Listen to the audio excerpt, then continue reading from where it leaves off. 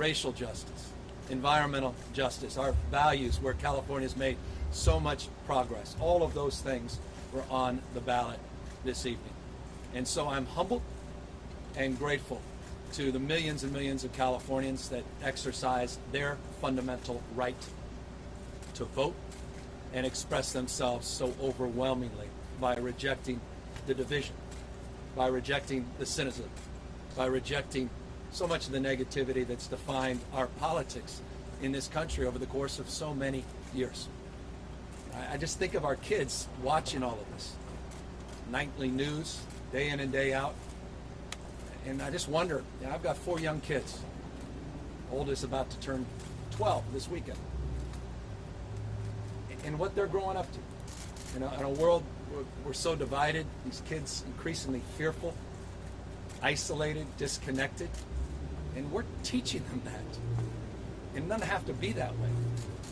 I think we owe our kids a deeper sense of respect, and all of us as adults a responsibility to disregard this false separateness.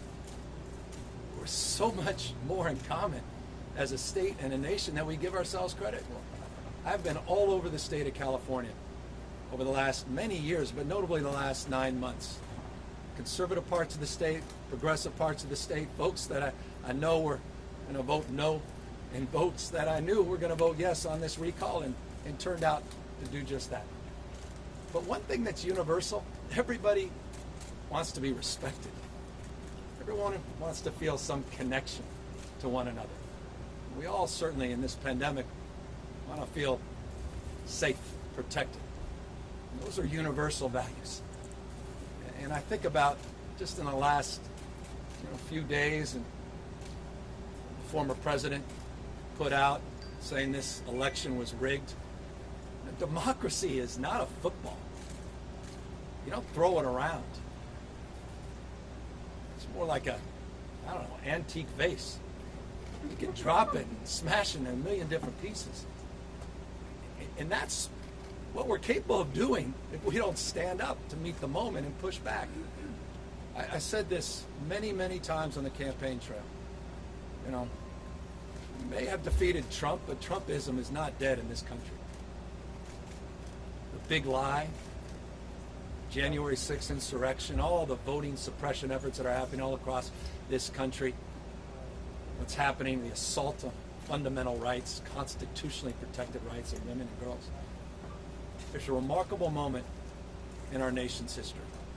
But I'm reminded of something, a few decades ago someone told me when describing a difficult and challenging moment, said, the world is too small, our time is too short, and our wisdom is too limited to win fleeting victories at other people's expenses.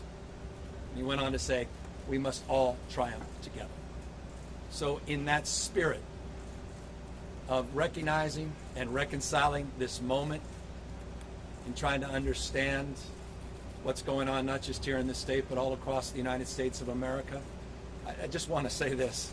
Tonight, I'm humbled, grateful, but resolved in the spirit of my political hero, Robert Kennedy, to make more gentle the life of this world.